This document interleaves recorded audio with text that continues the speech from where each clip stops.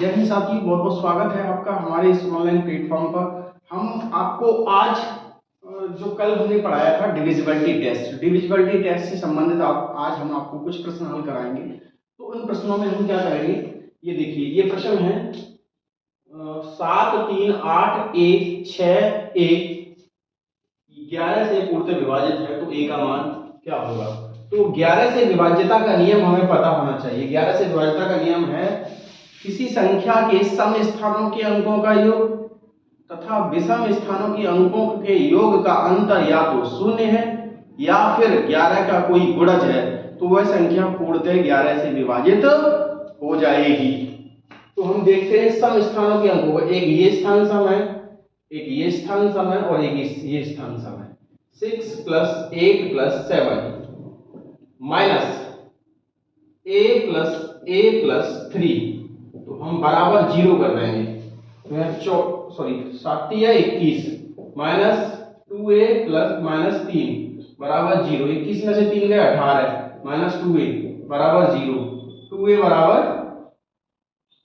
18 और a बराबर 9। 9 दूनी 18। तो इसका आंसर हो जाएगा। इसके ऑप्शन भी दिए थे आपको, ये a था 3, b था 1, c था 6 और d था 9।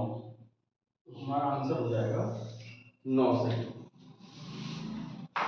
साथियों, आपको समझ में आ रहा होगा वैसे। इसके बाद जैसे हम कोई भी प्रश्न ले लेते हैं, जैसे हमने प्रश्न ले लिया ये वाला, इसको रफ कर देते हैं। संख्या 7 3 6 9 7 3 6 9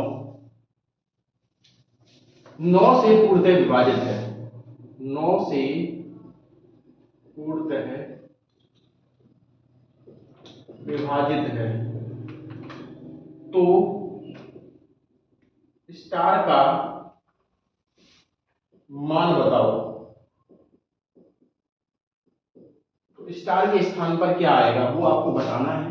तो हम क्या करेंगे, यहां पर 9 से विभाज्यता का नियम अगर हमें पता है तो हम इसको कर लेंगे।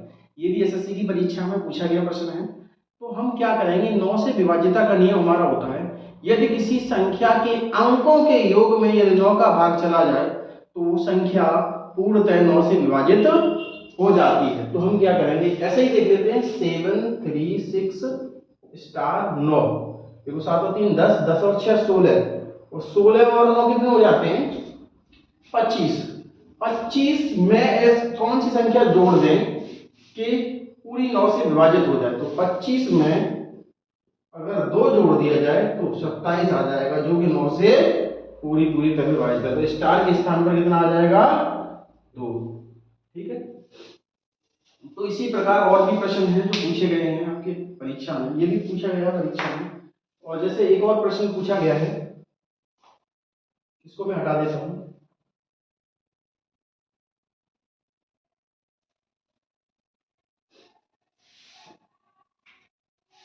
थ्री 2 1 0 2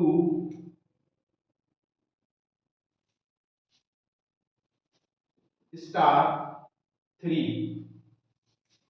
संख्या 3 से पूर्णतः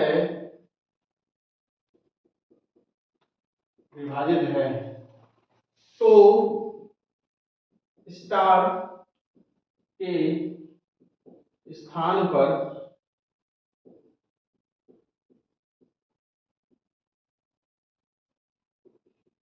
कौन सी संख्या आएगी।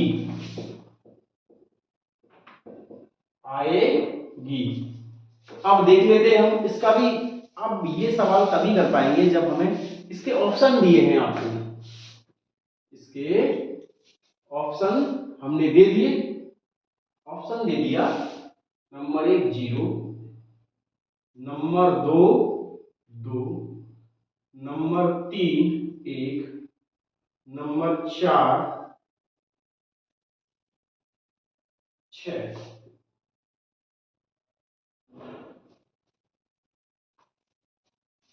तो अब हम इसको किस तरह से निकालेंगे? तो हमें जब तक परीक्षण नहीं याद होगा, डिविजिबिलिटी टेस्ट 3 का नहीं याद होगा, हम सवाल को नहीं कर पाएंगे। हमें 3 का डिविजिबिलिटी टेस्ट याद है तो हम सवाल को, ये भी परीक्षा में वनडे एग्जाम में पूछा गया कुछ प्रश्न। हम 3 से विभाज्यता का नियम ये कहता है, यदि किसी संख्या के अंकों के योग में यदि 3 का भाग चला जाए तो वह संख्या 3 से पूर्णतः विभाजित हो जाती है। तो हम कर, ये देखो 3 और 2 5 और 1 6, 6 और 2 7, 7 और 3 10, 10 के बाद हम इधर देखेंगे, एक मिनट 3 और 2 5 और 1 6, 6 और 2 8, 8 और 3 11, 11 के बाद हम देखेंगे कि ऐसी कौन सी संख्या आ रही है जो कि हमारा 3 से विभाजित हो जाएगी। 0 जोड़ेंगे नहीं होगा, 2 जोड़ेंगे 13 हो जाएगा नहीं होगा, 1 जोड़ेंगे 12 हो जाएगा, और 3 चौक 12, तो स्टार के स्थान पर क्या आएगा 1। ये आंसर हमारा सही है। ये जब ही कर पाएंगे जब हमें डिविजिबिलिटी टेस्ट 11 तक याद हो जाएंगे। तो हमें डिविजिबिलिटी टेस्ट बहुत महत्वपूर्ण चीज है इसके लिए। इसके बाद हम चर्चा करेंगे आज यूनिट डिजिट की। यूनिट डिजिट मतलब इकाई का अंक ज्ञात करनी है। क्या करना? इकाई का अंक ज्ञात करना। चलिए करते हैं चर्चा यूनिट डिजिट की।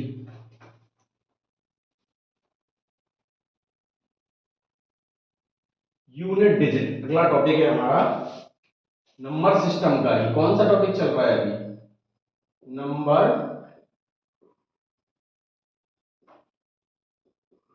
सिस्टम। और इसी नंबर सिस्टम का हमारा टॉपिक है यूनिट डिजिट।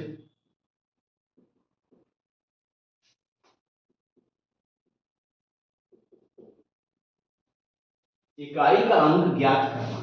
ठीक है, इकाई का अंक ज्ञात करना। इसके लिए आप याद रखिए सबसे पहले 1650।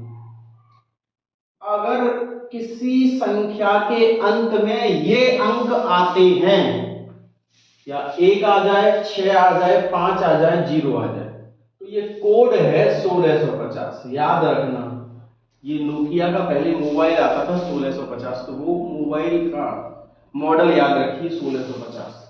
तो इसकी घात कुछ भी हो तो हमारा यूनिट डिजिट जो है वही रहता है, सेम रहता है। क्या रहता है? सेम रहता है। जैसे अब मैं, ये संख्या है और इसकी घात है 1025, और इसमें इकाई का अंक अगर पूछता है वो, तो इस सवाल में इकाई का अंक जो होगा वो 1 ही रहेगा। क्या रहेगा? 1 ही रहेगा। कोई और सवाल है और इसकी घात है 10,356, और इसमें इकाई का अंक पूछता है, तो इसका इकाई का अंक 6 ही रहेगा।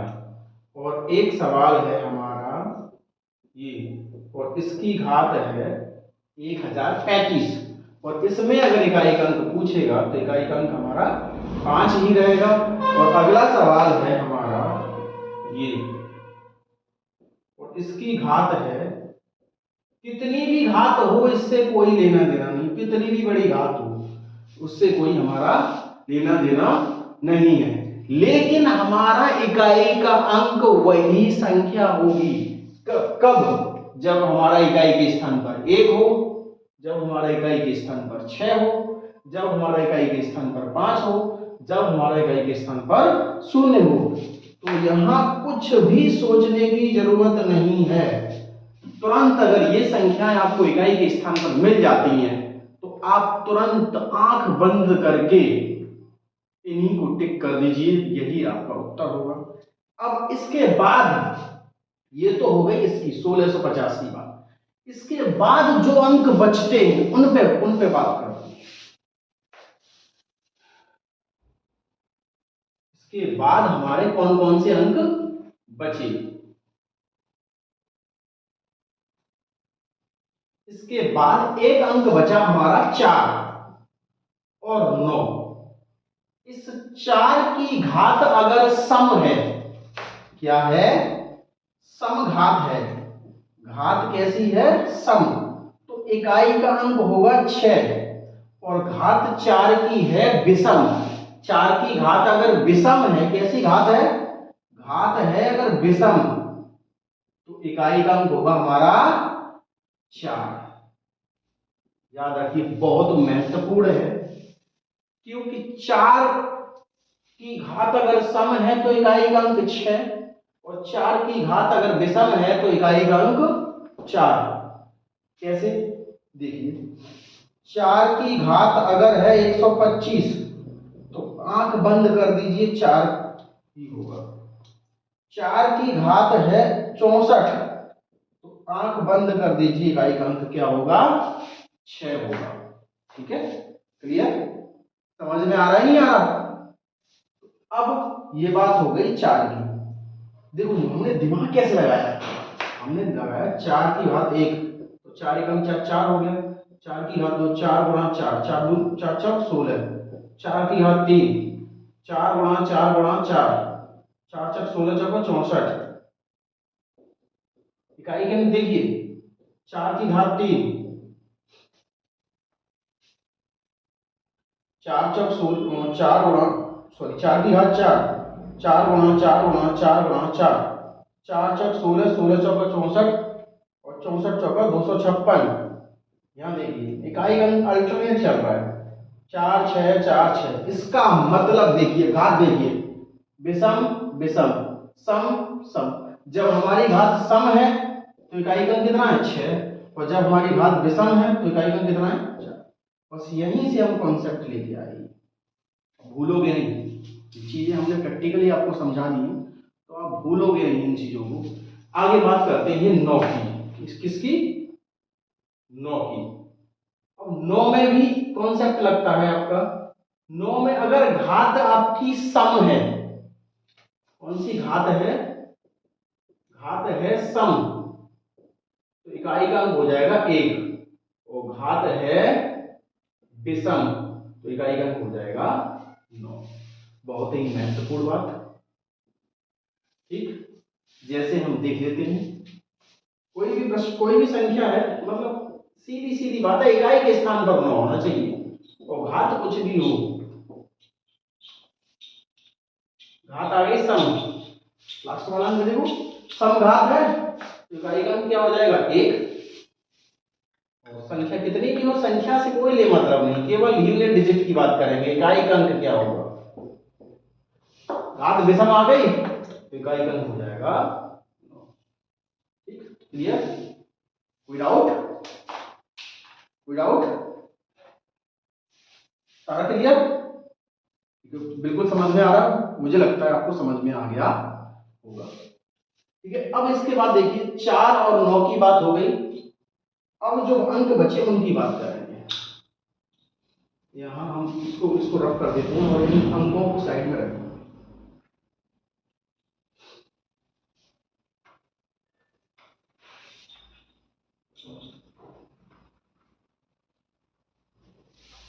यानी 4 में अगर सम है, घात सम घात है तो 6 और विषम घात है तो 4, और 9 में सम घात है तो 1 और विषम घात है तो 9।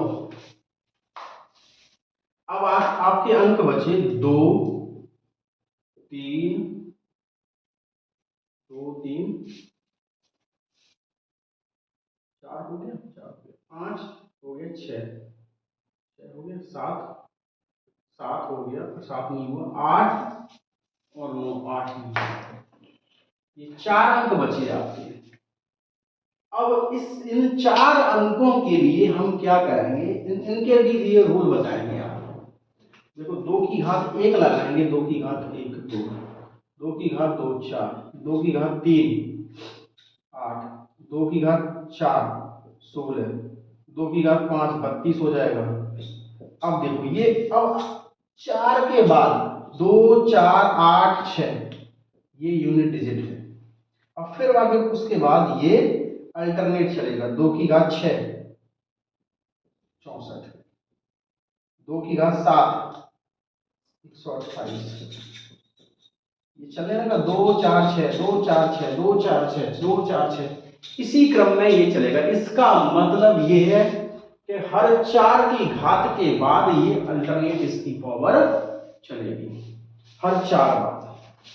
इसी प्रकार 3 का 3 की घात 1 3, 3 की घात 2 9, 3 की घात 3 27 और 3 की घात 4 81, 3 की घात 5, फिर ये अल्टरनेट चलने लगेगा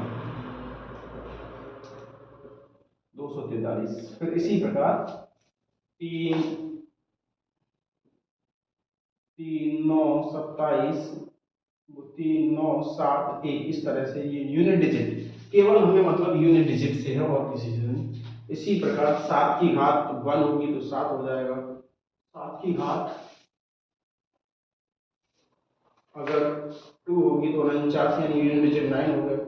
7 की घात 3 होगी तो यूनिट डिजिट 3 हो जाएगा। 7 की घात 4 होगी तो यूनिट डिजिट 1 हो जाएगा। इसी प्रकार 8 की घात 1 होगी तो 8, 8 की घात 2 होगी 64 4, 8 की घात 3 होगी 2, 8 की घात 4 होगी 6 और फिर उसके बाद 8 4 6 8 4 6, केवल यूनिट डिजिट की ही बात करेंगे।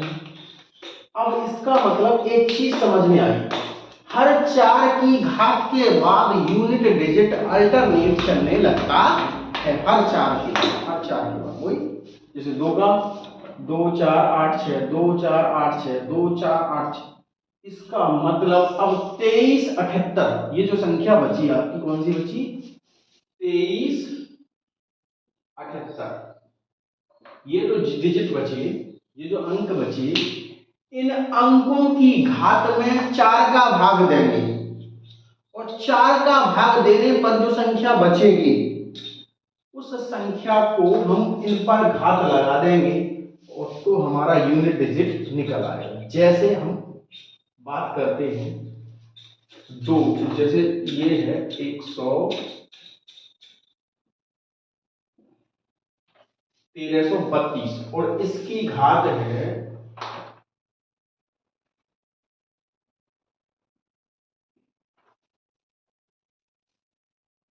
1845। तो हम इसकी यूनिट डिजिट याद करने के लिए हम इसमें क्या करेंगे, 4 का भाग देंगे।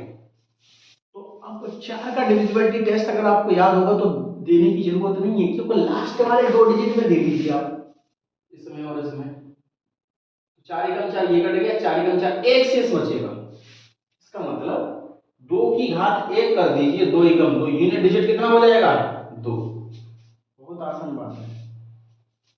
लो 132 और इसकी कर दीजिए 127, भाग दीजिए 4 का, 27 में दे दो, 4 6 24, 3 बचे, 2 की घात 3, 2 दूनी 4 4 दूनी 8, यूनिट डिजिट हो जाएगा 8। बहुत ही सिंपल, बहुत ही आसान, कोई प्रॉब्लम नहीं होगी। अब यही प्रोसेस 8 के लिए, 3 के लिए और 7 के लिए रहेगी। जैसे ये देखो 8 वाले के लिए, इसको अलग कर देते हैं। 8 वाले के लिए जैसे संख्या कुछ भी हो, कोई लेना देना नहीं है, और इसकी घात केवल और केवल हम आपको डिवाइड करना है 4 से पावर में, और 4 से जैसे ही डिवाइड करेंगे तो शेष बचेगा 2, 8 की घात 2, तो 8 की घात 2, इसका मतलब यूनिट डिजिट 4। बहुत आसान, कोई भी प्रॉब्लम नहीं है, नो प्रॉब्लम, बिल्कुल आसान है। इसी प्रकार 7 का ले लीजिए एक सवाल,